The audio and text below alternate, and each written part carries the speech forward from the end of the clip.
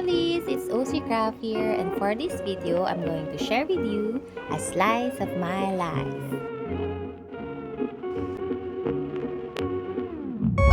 It's September 7, 2024. My family and I decided to dine at Hokkien Hot Pot and Grill. It is located at Ross Avenue, Davao City.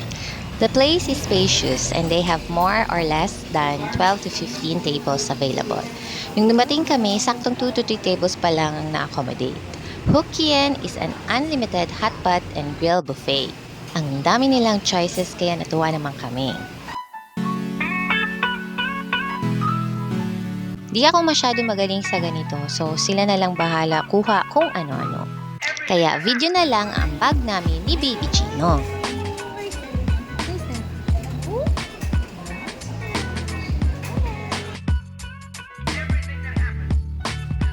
It's cooking time! Hello!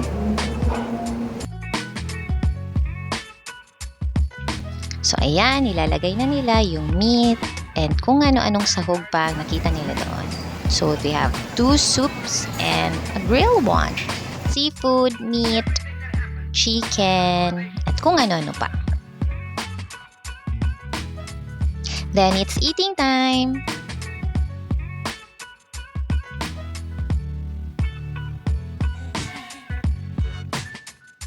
During our visit, the buffet cost $499 per head.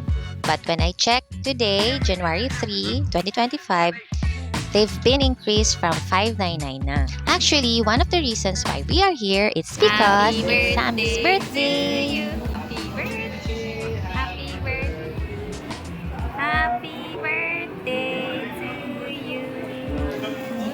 Happy birthday, Sammy! Come on. Yay! Happy birthday to you! I'm an excavator. Later, see you later. Look, Baby G is having fun at the place too. I personally recommend the place. Hanap lang talaga kayo ng parking area. September 12, 2024. While scrolling on Facebook, I saw a community group name called Keto and Low Carbs Idea. And the post was, "Build your cucumber salad recipe." I was intrigued about it, so I made one for myself. Particularly this peanut cucumber salad recipe. Saktong I have some of the ingredients available at home. Meron kaming peanut butter, soy sauce, sesame oil, sesame oil, garlic, and cucumber. So bali, mix mo lang lahat ng ingredients and there you have it. It doesn't look appealing but it tastes good. I'll make one ulit. Lakihan ko lang yung cut size ng cucumber para malutong. I was thinking to include this kind of activity in my life. Yung gagawa ka lang ng food from scratch. Cooking is not one of my skills, pero gusto ko matuto. Yung easy-easy lang as starter pack. September 22, 2024.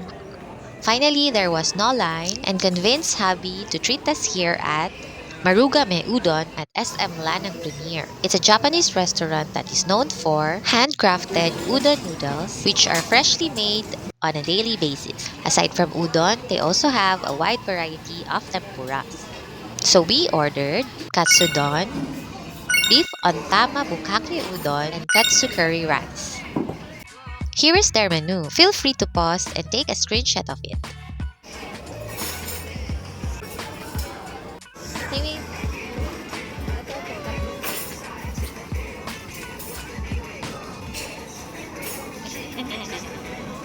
Eating time! First to try the beef ontama bukake udon. When I ordered this, I was craving for ramen. But the guy who prepared this warned me that this is less sabaw, not the same as ramen. I was not fan of it but I got still curious so we ordered it. But this food right here, the katsu curry rice is a chef kiss for me. Girl, ang sarap! Hashtag OCCraft pasado. Like as of the moment, ito ang reference ko ng masarap na katsu curry. Definitely a must try. It's September 22 and this is the only event I attended for the month of September with the Davao Bloggers Month. I had the opportunity to attend a meaningful discussion about the Growth Watch campaign by Abbott. The campaign is dedicated to help parents like me to identify children's growth early, seek treatment, and work towards preventing malnutrition. It's an eye-opening session that reminds me on how important it is to stay informed about our children's health and well-being in every stage of life. It's October and it's my first Christmas lighting event at SM Lanang Premier. It's time for those holiday photo again as SM Lanang Premier finally lights up its dazzling 50-foot Christmas tree with moving butterfly decors, sparkling lights, and many more. It was a magical and enchanting event. The production is good at ang ganda ng display.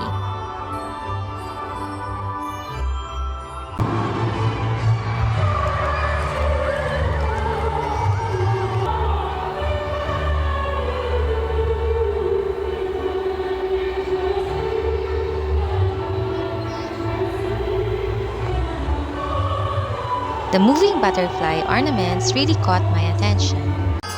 We all enjoyed and took some photos and videos of it. Feeling ko dito I was walking at the Christmas village and seeing the moving butterflies ornaments ulit. So beautiful talaga.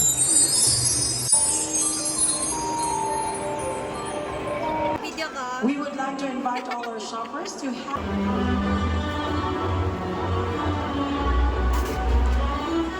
It's October 20. Finally decided to print a die-cut sticker for Green Little Dino. Kakakilig tingnan na waterproof sticker na siya at die-cut pa. Now it's time to cut it manually. Yes, die-cut siya pero need ko pa rin siyang i-cut manually. Funny no, pinaprint ko siya ng die-cut sa supplier kaso di daw kaya ng machine nila yung deep cutting. So yun, sa upper sticker na lang. Actually, kaya ako pinadaan sa supplier para less na yung work ko. Like, di na makonsume ang time ko for doing it. Kaso, I'm still doing it. Gets nyo? Anyway, if you know a supplier na nag-o-offer ng printing and cutting services, please share it at the comment section below so I can allot my time na lang sa creating a design. Not na masyado sa production or labor process. Oh, wow! Manifesting to get more sales pa tayo this 2025. By the way, please like and follow OC-Craft Shop on Facebook and on Instagram. I'm aiming for 500 followers this year. Sana ma-reach ko siya. I was just thinking while editing this vlog, random question, do you prefer physical items like notepads, journal notebook, and planner notebooks, or digital products ng mga yan? Let me know in the comment section below. Ako kasi, I like physical products compared to digital products ng mga yan. For me, parang yung digital products madaling mawala. Mawala in the way yung parang mabura or makurap yung files. While pag physical, you can easily see it, touch it, and use it. Like if my random thoughts or ideas ako, I write it on my dump notebook. I tried typing it on my note app, pero napansin ko after I write it, kakalimutan ko na siyang balikan. Kasi my attention was distracted na to other apps on the phone. Ganon ka din ba like me? Madaling ma-distract sa mga apps. Here are a few clips na lang of me cutting these stickers. While cutting this, I was thinking na lang din to make a packaging.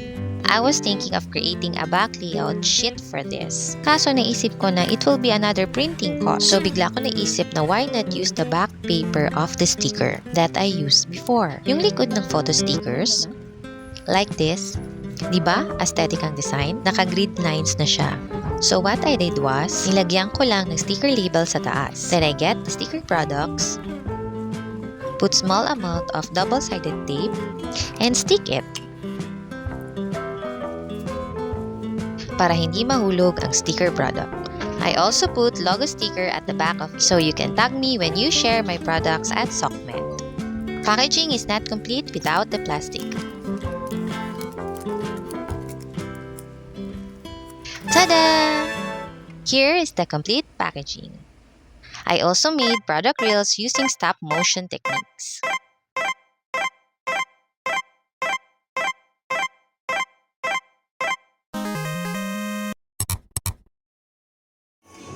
It's another Christmas lighting event at NCCC Victoria Plaza.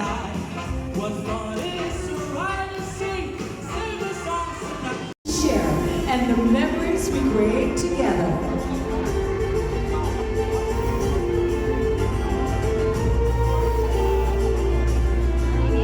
Let's all count together. In 5, 4, 3, 2, 1. Merry Christmas from NCTC. It was another joyful event during that month.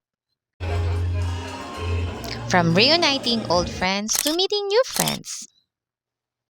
Thank you again, NCCC, for these treats. It's November 1, 2024. CBTL holiday stamping season is here. And I'm so happy they still collaborate with me for this holiday campaign. They released 5 kinds of holiday merch: the Cappuccino Travel Tumbler, Latte Travel Tumbler, Macchiato Travel Tumbler, Affogato Duffel Bag, and the Flat White Duffel Bag. Thank you so much, CBTL! So there you have it, lovelies! Until next time, bye! 1, 2, 3, enter. Ako ang tig, ano, flashlight. Killer visit.